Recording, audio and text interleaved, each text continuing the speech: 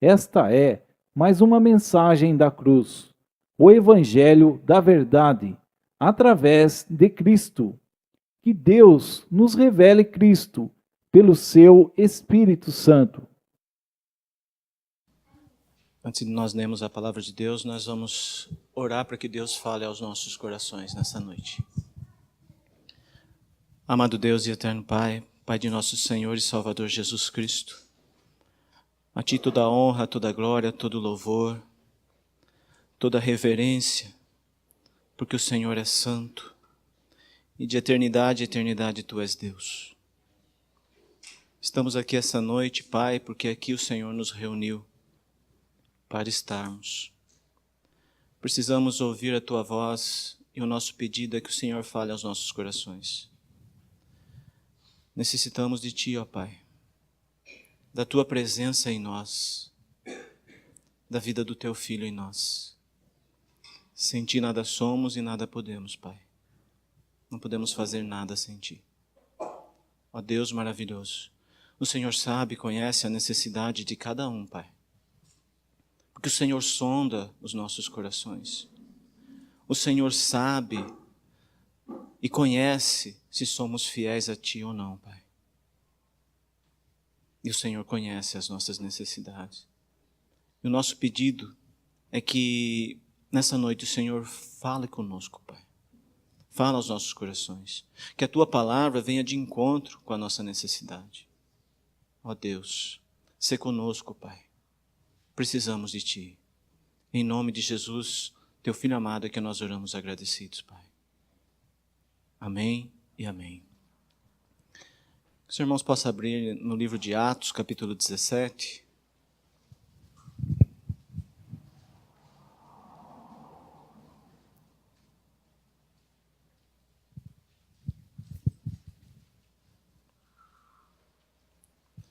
No versículo 16 em diante.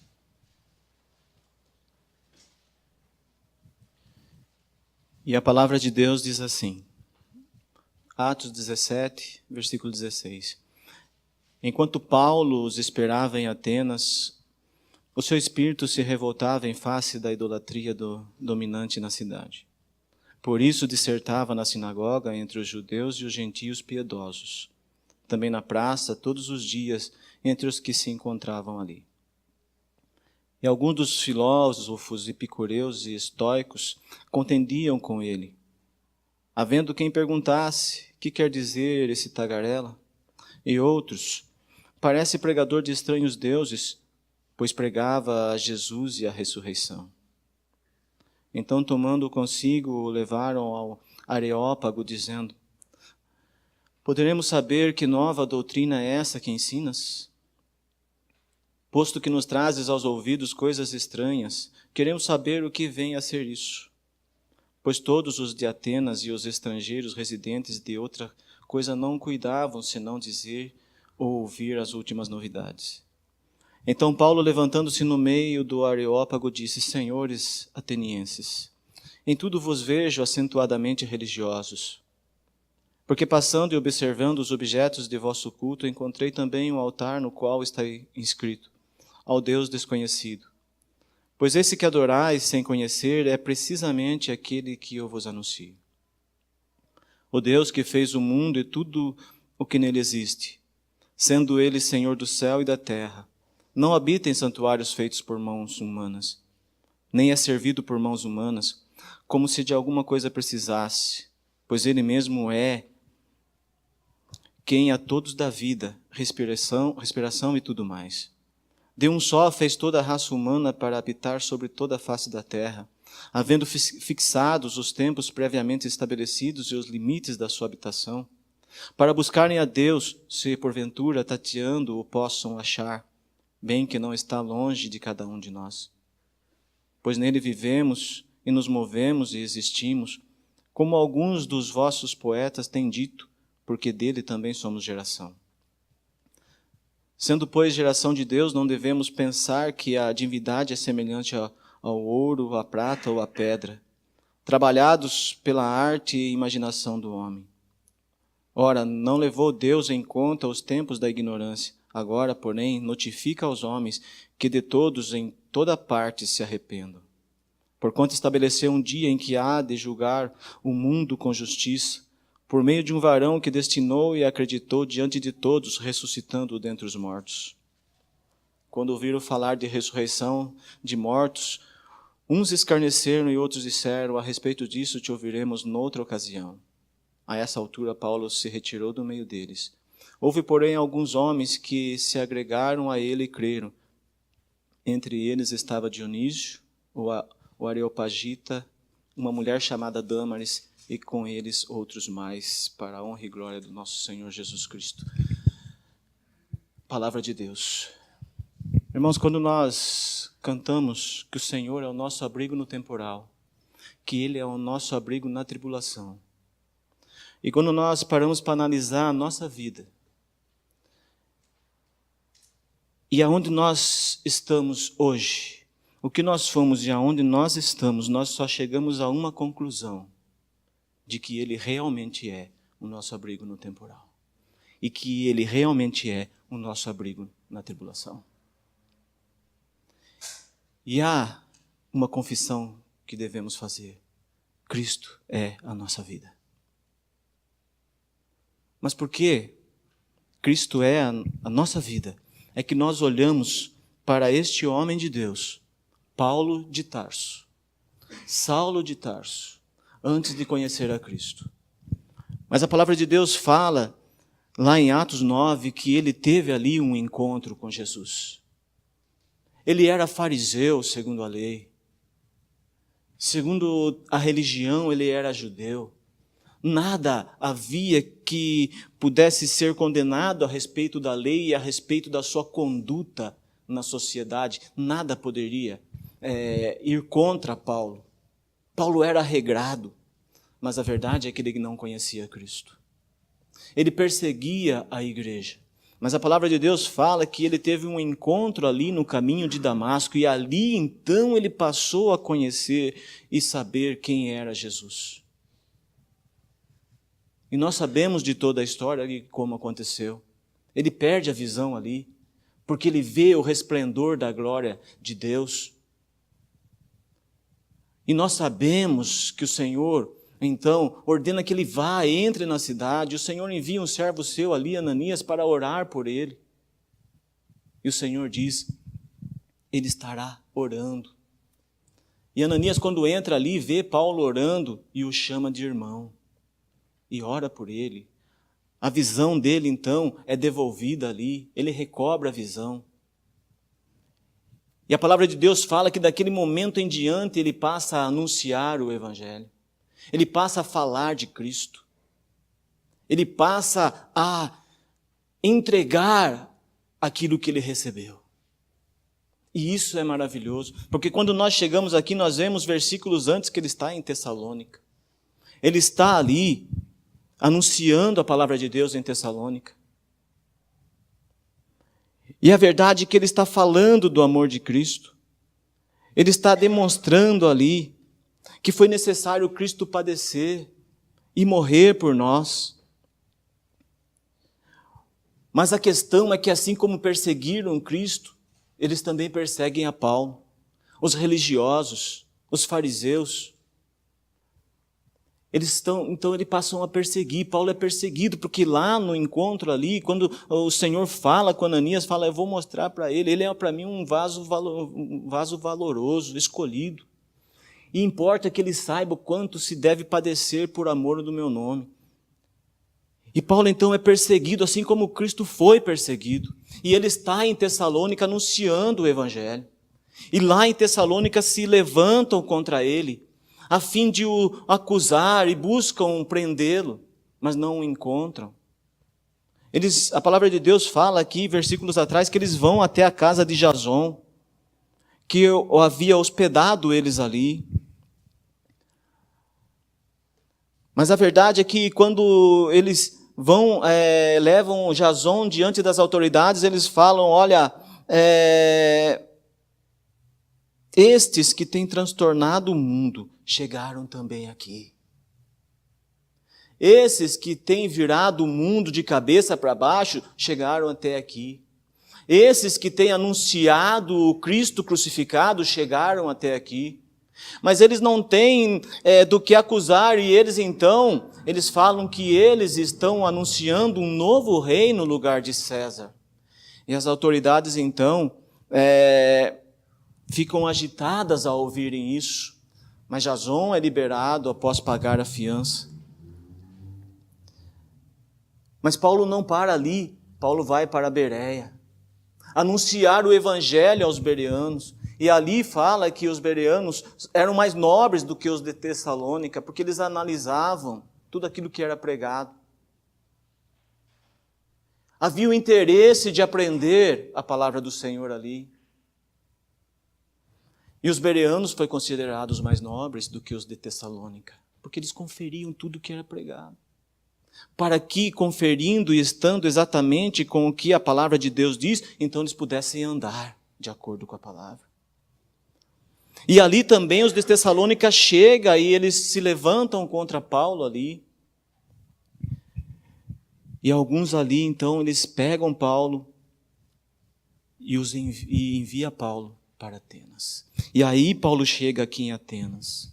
E Paulo, então, ele se sente indignado quando ele entra em Atenas. E ele manda aqueles que o levaram até ali voltar e pedir para que Silas e Timóteo venham rapidamente a ter com ele, porque ele está sozinho ali. Mas a verdade é que ele não está sozinho ali. Fisicamente, talvez, mas espiritualmente não, porque o Espírito Santo de Deus habitava nele. Ele estava sendo conduzido ali pelo Espírito Santo de Deus. E é essa a questão aqui. Paulo está indignado pelo que ele vê, mas ele não se intimida diante daquilo que ele vê. Porque historiadores dizem que havia tantos altares ali, e o número de altares e deuses adorados ali chegava a ser maior do que o próprio número de habitantes ali daquela cidade. Então nos leva a pensar que uma pessoa adorava vários deuses, ou se não todos adoravam a todos os deuses, com medo de serem exterminados por algum Deus, e eles deixam um vazio ali, nenhum altar ao Deus desconhecido. E o saber que Paulo não está sozinho ali, que o Espírito Santo o conduz ali, é ver a sabedoria de Deus sendo aplicada ali, através do homem de Deus escolhido para estar ali. E Paulo usa disso para anunciar o evangelho ali. E Paulo começa a anunciar a Cristo ali. Ele está nas sinagogas anunciando. Ele não se detém. Ele anuncia nas praças, onde a população daquela época usava as praças unicamente para falar de política e religião. E Paulo usa aquele espaço ali para anunciar a Cristo. E o povo está atônito, está curioso em saber o que é isso que ele está anunciando, quem é esse Deus que ele anuncia. E Paulo é convocado para estar então no Areópago. Os filósofos discutem com ele. E Paulo usa a filosofia deles próprios em favor do Evangelho, para anunciar o Evangelho, para convencer os atenienses de que Cristo é o verdadeiro Deus. E Paulo começa a discorrer aqui tudo a respeito de Cristo. Mas quando Paulo chega num ponto determinante, e naquilo que completa a obra de Deus aqui, que é a ressurreição de Cristo, eles viram as costas e não querem ouvir. Eles falam: a respeito disso nós ouviremos em outra oportunidade. E Paulo sai do meio deles, mas a verdade é que ali havia Dionísio e Dâmaris e alguns outros mais que se agregam a Paulo, e não unicamente a Paulo, mas ao evangelho que Paulo pregou e ao Cristo do evangelho que Paulo pregou. E isso é que é maravilhoso quando nós lemos aqui a determinação de um homem de Deus que se dispõe a Deus para anunciar a sua palavra. E a verdade, irmãos, que nós vamos entrar num ponto em que nós vemos aqui que estar em Tessalônica, estar em Bereia, estar em Corinto, estar na Filístia, estar aqui em Atenas, é porque Paulo não foi por vontade própria e por força própria. Ele foi escolhido por Deus para estar ali. Em todos os lugares que passou, Paulo foi escolhido por Deus para estar ali. O chamado de Paulo em Atos 9, ali em Damasco, não foi unicamente para ele reconhecer que ele estava errado, foi sim para ele reconhecer que ele estava errado nas suas convicções, em tudo que ele fazia, na perseguição da igreja, mas foi porque Deus tinha um propósito na vida dele e ele foi escolhido para exercer tudo isso e que está relacionado à vida dele nas Escrituras. Nos lugares que ele passou, as viagens dele foram diversas e em todas elas o Senhor o conduziu. Porque ele era um escolhido de Deus para anunciar as boas novas do Senhor. Ele era perseguidor, sim, passou a ser perseguido. E quando nós ouvimos nossos irmãos dizer que nós temos atentados muito mais para as coisas relacionadas a esse mundo, as coisas materiais relacionadas que nos envolvem no nosso dia a dia, nós devemos parar e observar a vida de Paulo, como escolhido de Deus, e como disposto a cumprir a todas as missões em que o Senhor o enviava. Às vezes ele queria ir para um lado, mas ele era constrangido pelo Espírito a ir para outro. E nisso aprender que a vontade de Deus era soberana à vontade dele próprio, mesmo ele querendo fazer aquilo para que ele foi chamado. Paulo, escolhido de Deus. E essa palavra nos chega até hoje, porque além de Paulo, muitos outros foram escolhidos, e o Senhor escolheu justamente Lucas para escrever o livro de Atos e relacionar tudo quanto aconteceu na vida dos apóstolos e principalmente na vida de Paulo. Pessoas escolhidas por Deus. Existem dois extremos na vida de Paulo quando nós observamos a vida de Jonas, quando o Senhor o envia para Nínive para clamar contra aquela cidade sanguinária, cidade de atrocidades, totalmente depravada e perdida no pecado. Coisas horríveis aconteciam em Nínive. E o Senhor levanta Jonas para estar lá. E Jonas sabia de tudo que acontecia lá. E Jonas desce então a Jope, pega um navio lá, compra sua passagem. E está indo para Tarsis. Mas o Senhor vai buscar ele lá onde ele está, no porão do navio, escondido de todos. O Senhor vai buscar ele lá. E aí nós entramos na questão do livre-arbítrio. Mas nós devemos entender que nós temos livre-arbítrio sim, mas a vontade de Deus, nos seus propósitos, é soberana a nossa vontade. O Senhor vai buscar Jonas lá, e Jonas vai para Nínive cumprir aquilo que o Senhor havia ordenado. Por quê? Porque o Senhor escolheu Jonas para estar em Nínive. O Senhor escolheu Jonas e nenhum outro mais para estar lá e clamar contra aquela cidade, anunciar a palavra do Senhor ali. E o resultado é maravilhoso, a cidade toda se arrependeu. Não existe hoje na história da pregação do Evangelho, no momento em que uma só pregação, ela converte uma cidade toda ao arrependimento. Jonas foi escolhido para estar lá e o testemunho dele perdura por toda a história do Evangelho. E Jesus usa este sinal de Jonas como exemplo para os seus. E Paulo foi escolhido para estar lá em Atenas e ele anuncia o Evangelho do Senhor ali. Mas aonde nós queremos chegar, irmãos? Nós queremos chegar no ponto em que nós, como igreja, hoje aqui, nós somos escolhidos de Deus. Nós fomos escolhidos por Deus. E não para estar simplesmente aqui reunidos. E a palavra de Deus fala que é importante nós nos reunir, nos congregarmos, quanto mais o dia se aproxima, estarmos juntos.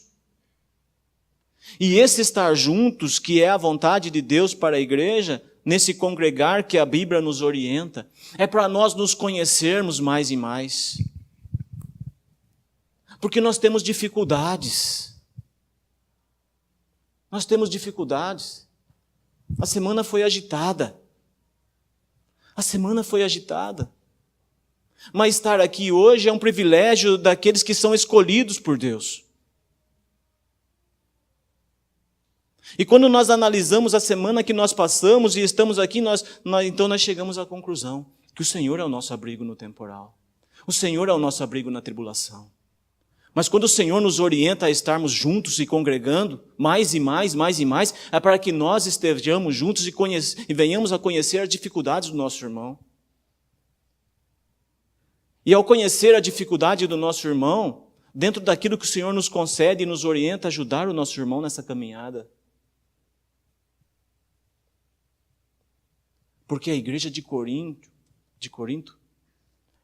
houve um concerto ali, porque Deus, através da vida de Paulo, escreve a carta, a primeira carta, e envia àquela congregação. Houve um concerto ali, porque Paulo ficou sabendo da dificuldade daqueles irmãos. Através de homens movidos pelo Espírito Santo, que deixou ele a par de tudo que acontecia ali. Então, o Espírito Santo de Deus leva Paulo a escrever a carta 1 aos Coríntios. Há um concerto naquela assembleia, porque havia um homem escolhido por Deus e que não hesitou em escrever aquilo que ele escreveu, em relação ao que estava acontecendo e o que deveria ser feito para que houvesse o concerto ali. Homens escolhidos por Deus, igreja escolhida por Deus, nós somos escolhidos por Deus. Mas a escolha de Deus para os seus sempre tinha um propósito. Mas o porquê que o Senhor nos escolheu? E nós devíamos nos perguntar isso. Por que o Senhor nos escolheu dentre tantos? E nós olhamos no mundo lá fora, quantos estão lá, desprovidos da presença de Deus nas suas vidas? Não sem ter acesso, mas não conhecer o Cristo das Escrituras. Porque as coisas do mundo são mais interessantes do que a palavra de Deus. Não o busca, não o conhece. E se não conhece, não busca. E nós? O que nos levou a Deus? Nada nos levou a Deus, o Senhor veio até nós. Eu gostaria de ler alguns versículos para os irmãos. Em Deuteronômio, no capítulo 7, e nós vamos ver o quão maravilhoso, gracioso, misericordioso é esse Deus para conosco, para estarmos aqui hoje e nos perguntar o porquê ainda eu não tenho uma vida como a de Paulo, de anunciador deste evangelho maravilhoso. Porque eu ainda não tenho uma vida igual a de Paulo, na qual eu posso dizer que, estando eu em fartura ou em necessidade, eu sei viver muito bem e me alegro também na necessidade, porque o Senhor é suficiente para mim. Eu deveria me perguntar o porquê ainda eu gasto o meu tempo atrás de coisas. Se eu tenho exemplos de vidas de homens que, ao conhecer o Cristo maravilhoso, o Cristo crucificado e ressurreto, então a vida deles então vira de cabeça para baixo. A verdade é que ser cristão não é fácil. Ser cristão é desprender de todas essas coisas oferecidas pelo mundo, de todo o conforto oferecido e viver uma vida que o Senhor se alegra que nós vivamos. Não é viver uma vida na pobreza. mas é viver uma vida desprendida de tudo isso. E nós temos ouvido incessantemente isso, nós temos aprendido incessantemente isso. Mas a verdade, irmãos, é que eu não conheço a dificuldade dos irmãos a ponto de poder ajudar segundo a necessidade de cada um. Mas a partir do momento que eu conheço, no congregar, no estar junto constantemente, aí o Senhor atua através da minha vida. E aí o Senhor trabalha através da minha vida para que eu seja dos irmãos um facilitador nessa caminhada. Era isso que Paulo fazia. Ele entra em Atenas, ele olha tudo aquilo ali, ele fica indignado, sim, mas ele não hesita em anunciar o Evangelho de Deus. E aí nós vamos ver no final ali, Dionísio e Dâmaris e alguns outros ali, não importa. Paulo foi escolhido porque ali Dionísio e Dâmaris eram escolhidos de Deus para ouvir a palavra e se arrepender. Não importa para quantos nós anunciamos a palavra de Deus. E se um apenas ouvir, a palavra do Senhor diz que uma alma vale mais do que o mundo todo. E que o Senhor se alegra quando um pecador se arrepende. E por que o Senhor nos escolheu? Seríamos nós merecedores de estarmos aqui essa noite e poder compartilhar da palavra de Deus? Logicamente que não. Porque em Deuteronômio 7:6 fala, olha, porque tu és povo santo ao Senhor, teu Deus. O Senhor, teu Deus, te escolheu para que lhe fosses o seu povo próprio, de todos os povos que há sobre a terra. E aí nós chegamos a nós, de todos aqueles que estão espalhados pelo mundo, o Senhor nos escolheu. O Senhor olhou para nós, o Senhor atentou para nós e o Senhor nos escolheu. E dentre todos os povos da terra, o Senhor escolheu Israel. Não vos teve o Senhor afeição, nem vos escolheu porque fosseis mais numerosos do que qualquer povo, pois eres o menor de todos os povos. Era o povo menor, sem afeição nenhuma. Mas é que o Senhor é rico em misericórdia. O Senhor olha para aquele povo, mas porque o Senhor vos amava, e para guardar o juramento que fizera a vossos pais, o Senhor vos tirou com mão poderosa e vos resgatou da casa da servidão, do poder de Faraó, rei do Egito. Saberá, pois, que o Senhor teu Deus é Deus, o Deus fiel, que guarda a aliança e a misericórdia até 1000 gerações aos que o amam e cumprem os seus mandamentos. O Senhor está conosco. O que nos conforta nessa caminhada é que o Senhor está conosco. O Senhor está conosco. O Senhor está conosco.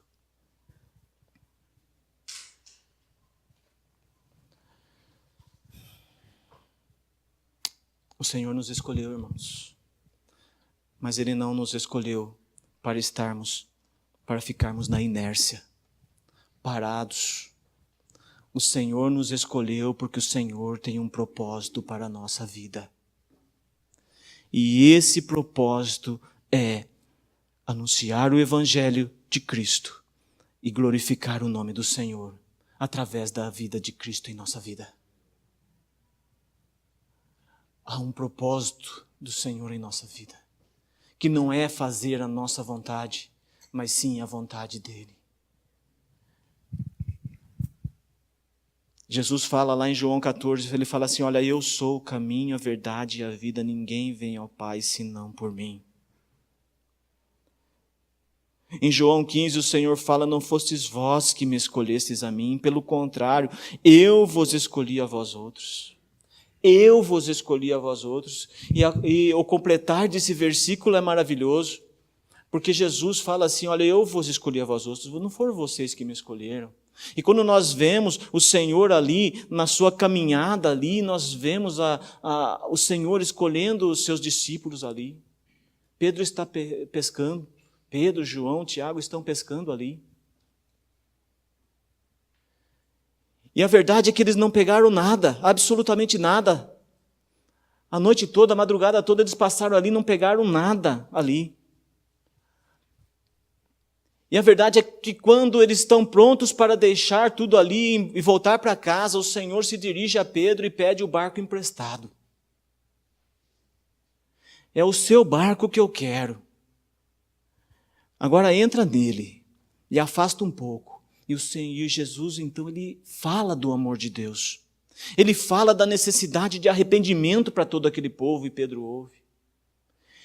E quando terminado todas as palavras, o Senhor ali direcionado ao povo que estava na praia, o Senhor fala para Pedro: agora vamos pescar. Lança a rede. E Pedro, após ouvir tudo aquilo ali, Pedro fala: olha, nós não pegamos nada. A noite toda nós estamos aqui, a madrugada toda nós não pegamos nada, mas segundo a tua palavra, eu vou lançar a rede. Não é segundo o meu conhecimento de pescador, é segundo a tua palavra. Lançarei a rede. E a palavra de Deus fala que eles nunca pegaram tanto peixe como naquele momento, naquela ocasião. Mas é verdade que eles deixaram tudo ali quando o Senhor os disse: eu farei de ti pescadores de homens. O Senhor os convida para estar com Ele. O Senhor os chama ali. É o chamado de Deus ali que o Filho não resiste. Mas há um propósito nesse chamado. De agora em diante vocês serão pescadores de homens. Vocês vão anunciar tudo aquilo que vocês aprenderem. Vocês vão aprender comigo e vocês vão anunciar.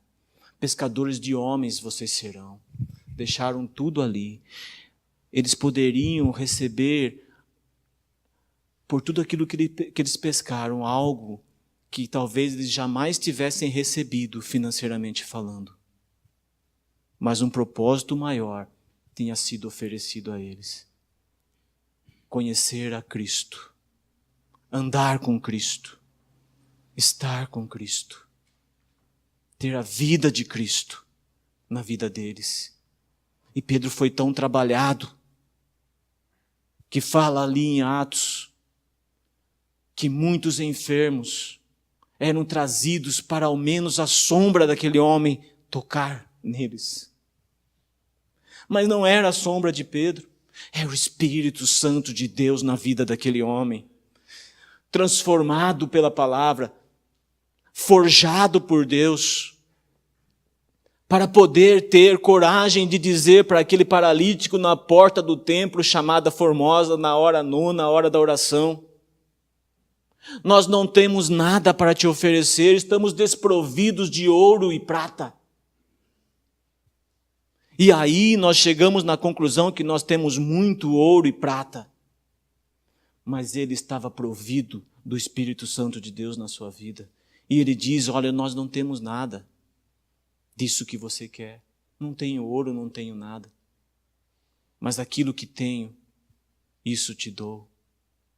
Em nome de Jesus Cristo, levanta e anda.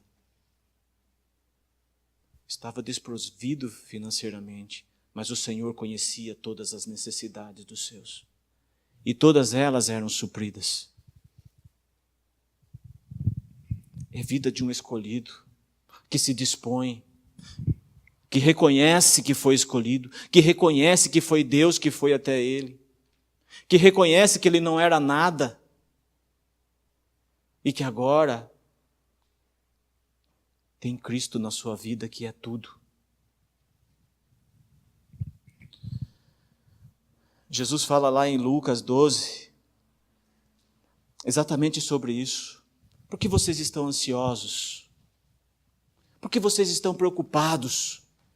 E nós constantemente nós temos ouvido aqui a respeito disso. Vocês estão preocupados com o que vocês vão comer, com o que vocês vão vestir. E Jesus fala palavras maravilhosas: olha as aves dos céus, olha os lírios do campo.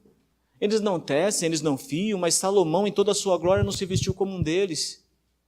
O Pai do céu cuida de tudo isso, quanto mais de vocês. Não andais ansiosos por coisa alguma. E se em algum momento da sua vida você tiver medo em relação a tudo isso que acontece no mundo, lembre-se de que João 17 fala que nós não pertencemos a esse mundo. Jesus ora por nós ali, pela igreja. Pai, eu não rogo que o Senhor os tire do mundo, mas que os livre do maligno. De tudo que pode estar acontecendo no sistema político do mundo, a igreja, ela é reservada, ela é acolhida, ela é povo de exclusividade de Deus, povo escolhido por Deus. E Jesus fala em Lucas 12 mesmo, vocês estão ansiosos, mas se em algum momento da sua vida vocês sentirem medo em relação a esse mundo, não temais, ó pequenino rebanho. Povo pequeno, mas de exclusividade do Senhor. Mas quando nós, voltando lá em João 15, que fala, olha, não fosseis vós que me escolhestes a mim, pelo contrário, eu vos escolhi a vós outros. E vos designei para que vades e deis fruto, e o vosso fruto permaneça, a fim de que tudo quanto pedides ao Pai em meu nome, Ele vos conceda. E às vezes esse versículo aqui, ele é distorcido pelo evangelicalismo. O Senhor nos concede sim, mas se estiver de acordo com a vontade dEle, não com a nossa vontade. Mas uma coisa aqui, ela é clara. Eu vos escolhi e vos designei para que vades e deis fruto. Não é estar unicamente e apenas assentados, irmãos, mas é ver na vida de Paulo como um anunciador do Evangelho, escolhido por Deus para estar lá em Atenas, em meio a todos aqueles ídolos levantados ali. Estar ali anunciando o único e verdadeiro Deus, aquele Deus que nós cremos. Assim como Paulo passou a crer num momento ali no caminho de Damasco, em que ele teve um encontro verdadeiro com Cristo. É para isso que o Senhor nos escolheu e nos designou. Ele nos ordenou, Ele já deu a ordem, ide e anunciai.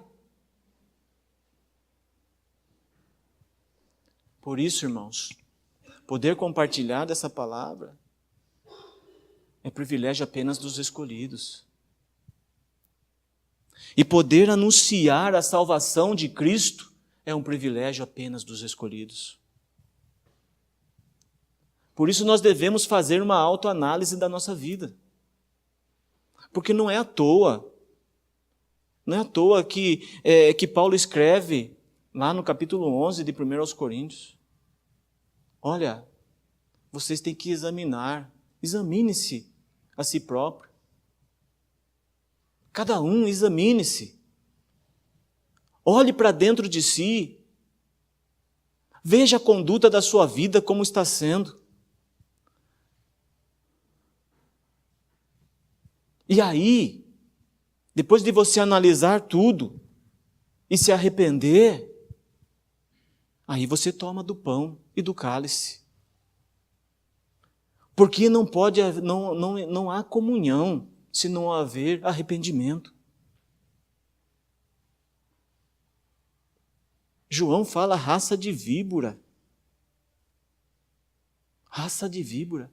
Vocês vêm até mim achando que eu posso solucionar o problema de vocês. Vocês precisam de arrependimento.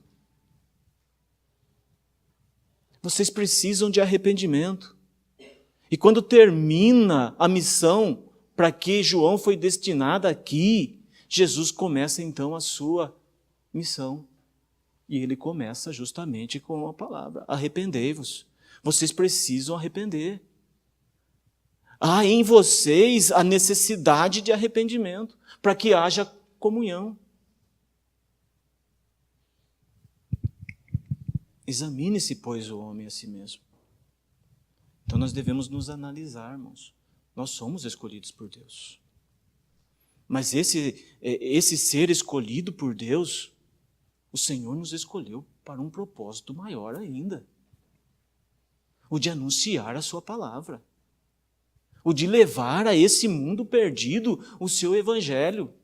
Palavra de salvação. E ela é urgente. Ela é urgente.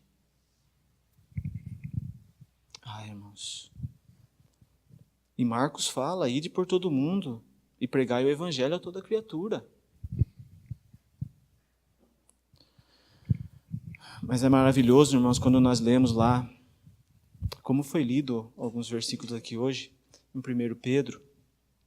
Por isso que eu falo, irmãos, que o Senhor, o Espírito Santo de Deus, está falando aos nossos corações. Está falando aos nossos corações. 1 Pedro 2,9, lá em Romanos 8, fala que o Senhor, que nós somos predestinados. Aos que predestinou, a esses também chamou. Aos que chamou, também justificou. E aos que justificou, a esses glorificou. O Senhor é poderoso e na presciência do Senhor nós já fomos glorificados.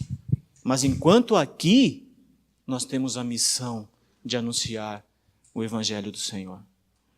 Porque nós fomos escolhidos para isso. Pode haver, no meio da Assembleia, a não concordância. Mas a verdade é que a palavra de Deus nos leva a isso. Quando nós analisamos a vida dos apóstolos, dos discípulos do Senhor. A palavra de Deus nos leva a isso. E foi isso que o Senhor nos ordenou a fazer. Ide por todo mundo e anunciai o Evangelho. Vocês foram escolhidos por mim, mas o propósito é esse. O propósito é esse. 1 Pedro, irmãos, eu vou ler 2, no versículo 9, diz assim, vós, porém, sois raça eleita, sacerdócio real, nação santa, povo de propriedade exclusiva de Deus. E isso é maravilhoso. Por quê? Porque aqui Pedro está escrevendo aqui e para nós hoje, principalmente, ele está dizendo aqui, olha, é maravilhoso. Por quê? Porque vós sois raça eleita. O Senhor nos elegeu. E isso antes da fundação do mundo. E o Senhor nos chamou para sermos sacerdotes. Vós sois sacerdócio real. E muito mais que isso, vocês foram chamados para ser uma nação santa. Então nós somos santos diante de Deus, porque aquele que está em nós é santo. E aí fala, vocês são povo de propriedade exclusiva de Deus. É a igreja de Deus vivendo uma vida celestial ainda aqui nesse mundo. Mas separados do mundo. Onde a vida de Cristo é glorificada através da igreja. Porque é um povo de exclusividade do Senhor. Mas aí vem o propósito. É tudo maravilhoso. Ser chamado de raça eleita, sacerdócio real, nação santa, povo de propriedade exclusiva de Deus, mas aí vem o propósito, a fim de proclamardes as virtudes daquele que vos chamou das trevas para a sua maravilhosa luz. Vós sim, que antes não erais povo, mas agora sois povo de Deus, que não tinhas alcançado misericórdia, mas agora alcançastes misericórdia. Somos um povo santo, raça eleita, povo exclusivo do Senhor, mas há um propósito do Senhor aqui, a fim de proclamardes as virtudes daquele que vos chamou das trevas para a sua maravilhosa luz. O que são virtudes do Senhor? Tudo aquilo que o Senhor é para nós temos que anunciar. Tudo aquilo que o Senhor é para nós temos que anunciar. Foi para isso que o Senhor nos escolheu. Foi para isso que o Senhor nos chamou. Foi para isso que o Senhor nos separou. E é maravilhoso a palavra de Deus. Porque nós vemos, irmãos, e se analisarmos a vida daqueles que o Senhor escolheu, lá na antiguidade, o Senhor escolheu Enoque para andar com ele. E a palavra de Deus fala lá em Gênesis 5 que Enoque andou com Deus. E nós sabemos quanto tempo Enoque andou com Deus. Mas esse andar com Deus não é literalmente caminhar com Deus, mas é viver uma vida segundo a vontade de Deus, regrada segundo a palavra de Deus. onde o Senhor olha para a minha vida e Ele sente prazer na minha vida, porque Ele vê na minha vida a vida do Filho dEle. Isso é andar com Deus, e a palavra de Deus fala que Enoque andou com Deus, a ponto de ser arrebatado pelo Senhor. Não havia mais lugar nesse mundo para Enoque, porque a vida dele era andar com Deus, e ele viveu uma vida santa diante de Deus, até que o Senhor o tomou para si.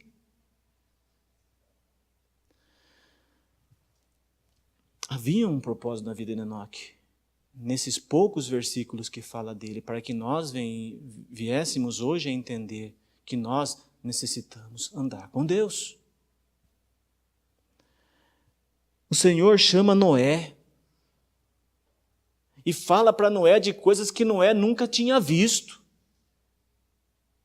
Mas a verdade é que Deus escolheu Noé para aparelhar aquela arca, e foram anos e anos ali, e o povo zombava dele, mas Deus escolheu Noé. Deus olhou e viu em Noé um homem justo, reto, e escolheu Noé para aparelhar aquela arca. Muito mais que isso, o Senhor escolheu Noé para, através dele e da família dele, dar continuidade à raça humana, exterminada pelo dilúvio. 8 pessoas entraram na arca, mas 8 pessoas ali escolhidas por Deus, família de Noé. Nós estamos aqui hoje, irmãos, porque o Senhor escolheu Noé, naquele momento da humanidade, para que Noé, então, aparelhasse aquela arca e dentro da arca entrasse Noé e sua família. E dar continuidade. Havia um propósito no chamado de Noé. Havia um propósito em Deus escolher Noé. Abraão foi escolhido por Deus. E havia um propósito de Deus ter escolhido Abraão. Abraão estava ali, em Ur, ali, dos caldeus, confeccionando os seus ídolos ali, distribuindo ídolos ali. Mas o Senhor olha para Abraão e o escolhe. Mas não para ele ficar ali, mas para ele ir para uma terra que ele nem mesmo conhecia. Mas a palavra de Deus fala que quando o Senhor o chamou, ele obedeceu. E ele foi transformado por Deus a ponto de oferecer o seu próprio filho, o seu único filho que ele amava, dado por Deus. Mas o Senhor promete, através da vida dele, uma nação inteira. Um povo que ele não poderia contar. Mas havia um propósito de Deus no chamado de Abraão. E Abraão cumpre toda a vontade de Deus, e ele foi chamado amigo de Deus. O meu amigo Abraão. E de Abraão vem Isaac, vem Jacó, e nós sabemos tudo o que aconteceu na vida de Isaac, de Jacó, o propósito de Deus na vida deles. Mas a verdade é que de Jacó veio José. E Deus escolhe José para estar no Egito. Foi vendido como escravo pelos seus irmãos. Mas o Senhor escolheu José para ser governador do Egito. E através da vida dele, preparar a terra para receber o povo de Deus levado ali. E nós sabemos na história, na palavra de Deus, que o povo de Deus ficou ali pouco mais de 400 anos. E quando veio um faraó que não conhecia José, escravizou o povo, com medo do povo de Deus. Deus escolheu José, sim. E o propósito de Deus na vida de José é que ele chegasse a ser governador do Egito e preparasse a terra para receber o povo de Deus. Mas é maravilhoso que um povo escolhido ele não se mistura, porque ali no Egito havia um lugar reservado para o povo de Deus. E a palavra de Deus fala que quando havia trevas no Egito, em Gósen havia luz, porque o povo de Deus estava ali. É Deus cuidando dos seus. Por quê? Porque são homens escolhidos e cumprem o propósito de Deus. E assim foi. E o povo ficou escravo no Egito. Mas a verdade é que o Senhor escolhe Moisés. E através da vida de Moisés, o Senhor liberta o povo do Egito. Deus escolhe Moisés para conduzir o povo no Egito. E Moisés conduz aquele povo no Egito. Em meio a todas as dificuldades e as adversidades, mas a verdade é que as necessidades foram supridas. O povo caminhou sim ali, mas as necessidades foram supridas. Mas a verdade é que Moisés foi um homem escolhido e cumpriu todo o propósito de Deus por ser escolhido, que a palavra de Deus fala que Moisés falava com Deus face a face. E esse face a face é realmente face a face. É a vida de um homem escolhido por Deus que se dispõe a cumprir o propósito a que foi chamado e cumpre. Moisés podia dizer, não, Senhor, eu estou bem aqui. Eu já estive no Egito, eu sei de tudo que acontece lá. Mas eu estou aqui tranquilo, eu estou aqui no deserto pastoreando as ovelhas, que não são minhas, é do meu sogro. Mas eu estou aqui tranquilo. E o Senhor me aparece e me dá uma missão dessa. Mas a verdade é que Moisés vai. Arão vai com ele. Mas o Senhor age através da vida de Moisés. E o Senhor fala com ele face a face. Então, irmãos, nós temos um chamado sim, porque nós fomos escolhidos. Mas o Senhor tem um propósito na nossa vida. E para terminar, eu gostaria de ler para os irmãos em 2 Samuel. Eu acho maravilhoso essa passagem. 2 Samuel 7.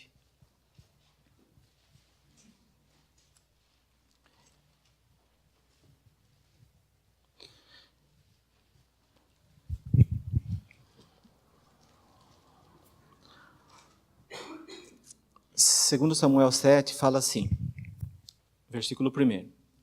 Sucedeu que, habitando o rei Davi em sua própria casa, tendo-lhe o Senhor dado descanso de todos os seus inimigos em redor, Davi estava descansando. Não havia guerra, estava tudo tranquilo, estava na sua casa, né? Disse o rei ao profeta Natã, olha, eu moro em casa de cedros e a arca de Deus se acha numa tenda. Disse Natã ao rei, vai, faze tudo quanto está no teu coração, porque o Senhor é contigo. Porém, naquela mesma noite veio a palavra do Senhor a Natã, dizendo, vai e dize a meu servo Davi, assim diz o Senhor, edificar-me-ás tu casa para minha habitação? O Senhor manda Natã fazer uma pergunta a Davi, você vai edificar casa para mim habitar? E o Senhor fala, porque em casa nenhuma habitei desde o dia em que fiz subir os filhos de Israel do Egito até o dia de hoje. Mas tenho andado em tenda, em tabernáculo. Em todo lugar em que andei, com todos os filhos de Israel, falei acaso alguma palavra com qualquer das suas tribos, a quem mandei apacentar o meu povo de Israel, dizendo, por que não me edificais uma casa de cedro? Agora, pois, assim dirás ao meu servo Davi. E essa é a parte maravilhosa. Agora, pois, assim dirás ao meu servo Davi. Assim diz o Senhor dos Exércitos. Tomei-te da malhada. O que Davi estava fazendo quando Samuel chegou na casa de Jessé, seu pai? Davi estava pastoreando ovelhas. E todos os seus irmãos passaram diante de Samuel, e Samuel, olhando o porte físico dos irmãos de Davi, Samuel, por momentos, dizia, esse é o escolhido. Esse é o escolhido, mas o Espírito Santo de Deus dizia, não. Esse não é escolhido. Você está vendo, Samuel, como os homens veem. Mas eu, o Senhor dos Exércitos, o Deus de Israel, eu sondo o coração.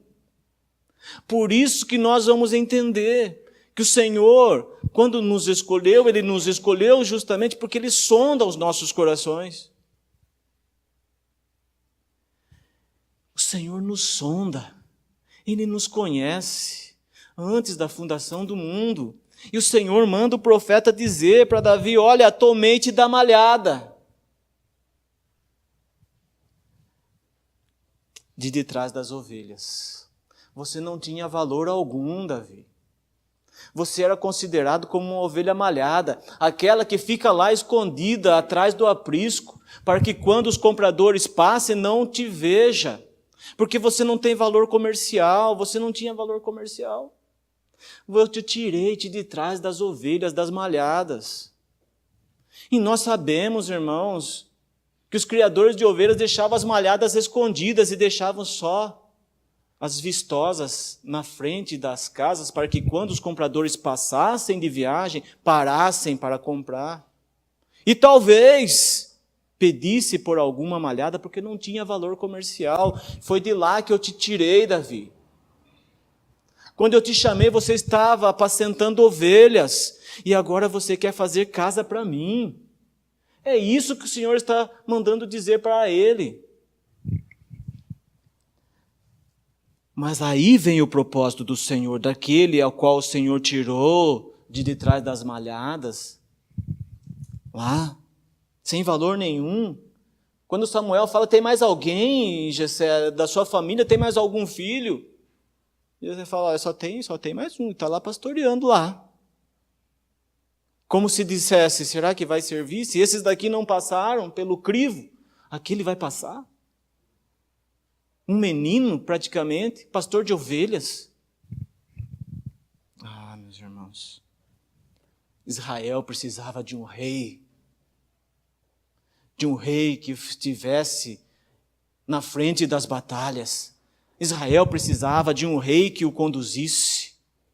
Mas poderia ser quem fosse, mas se não tivesse a presença de Deus, não poderia conduzir. Porque Israel tratava-se de um povo de exclusividade do Senhor, exclusivo do Senhor. Porque não é o rei que conduz, é aquele que conduz o rei. Oh, meus irmãos, que maravilhosa é essa palavra de Deus. Eu te tomei da malhada, de trás das ovelhas, e o propósito vem agora para que fosses príncipe sobre o meu povo, sobre Israel. Eu fui contigo por onde quer que andaste, eliminei os teus inimigos diante de ti, e fiz grande o teu nome, como só os grandes têm na terra. E aí, no capítulo 11, para terminar, fala assim: também o Senhor te faz saber que Ele, o Senhor, te fará casa. Sou eu que cuido de ti, Davi. Sou eu que cuido de ti. E no momento que você fugia de Saul, foi eu que te dei livramento. E eu te faço casa. Mas o meu propósito é que você seja príncipe sobre o meu povo. E assim foi. E assim foi. E quando divide lá, no final da vida de Salomão, quando divide o reino, o Senhor fala que deixaria 2 reinos ali em Jerusalém. Não por causa de Salomão, mas por causa daquilo que Davi foi na sua presença.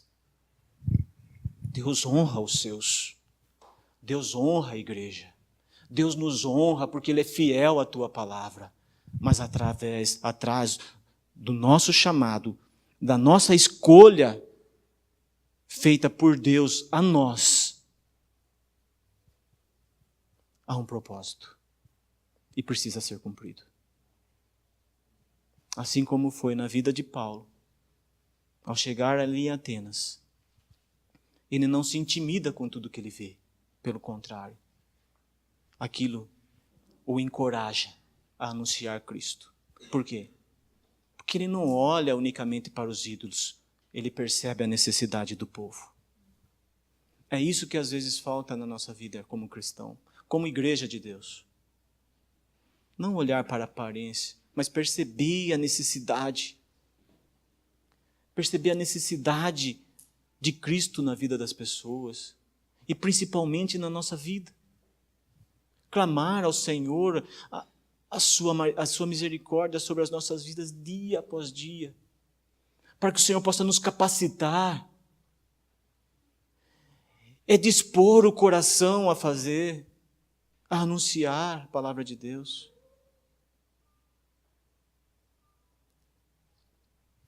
Porque a verdade, irmãos, é que nós somos escolhidos. Mas a verdade é que quando Moisés morre, o Senhor chama Josué e fala: meu servo Moisés é morto. Dispõe-te. Você precisa ter disposição. Dispõe-te. Que a palavra de Deus possa falar aos nossos corações. Que nós possamos ouvir a palavra de Deus. E clamar pela misericórdia de Deus, que o Senhor possa nos conduzir nessa caminhada. Estarmos mais juntos uns dos outros. Para que nós possamos nos conhecer mais e mais. Isso é congregar. Para que nós possamos estar a par das dificuldades dos nossos irmãos.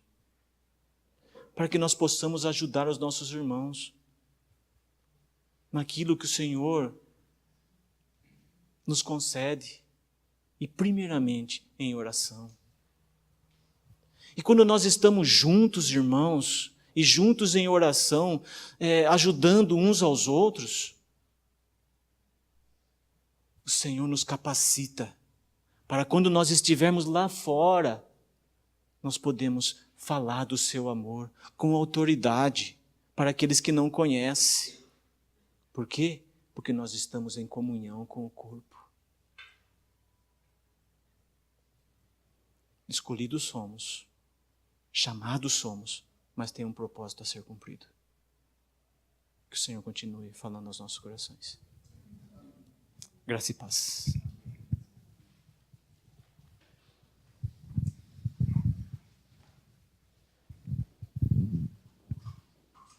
O Helder quer falar alguma coisa, não? Então, irmãos, vamos orar para encerrar, né? Eu pensei que o Helder tinha mais alguma coisa.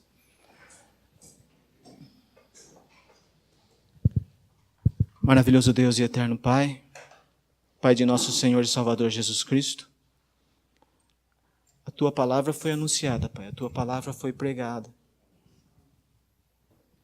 Somos Teus filhos, Pai, porque o Senhor assim quis. E foi o Senhor que nos fez filhos Teus através do Teu Filho, Pai. Somos um povo escolhido, exclusivo do Senhor. O nosso pedido é que o Senhor nos ajude, Pai. Tantas são as nossas dificuldades. Ó Deus, mas nada se compara. Nada se compara, Pai. Tudo aquilo que o Seu Filho passou por nós. Nada se compara à Tua misericórdia dispensada a nós. Nada se compara à Tua graça maravilhosa, Senhor, sobre as nossas vidas. Ó Deus, ajuda-nos, Senhor. Ajuda-nos, ó Pai. O Senhor conhece os nossos corações. Oh, Deus. Foi o Senhor que nos fez povo Seu. Ovelhas do Teu pasto. O Senhor é o nosso pastor. Ajuda-nos, Pai. Obrigado por cada vida de cada irmão aqui, Pai, nessa noite.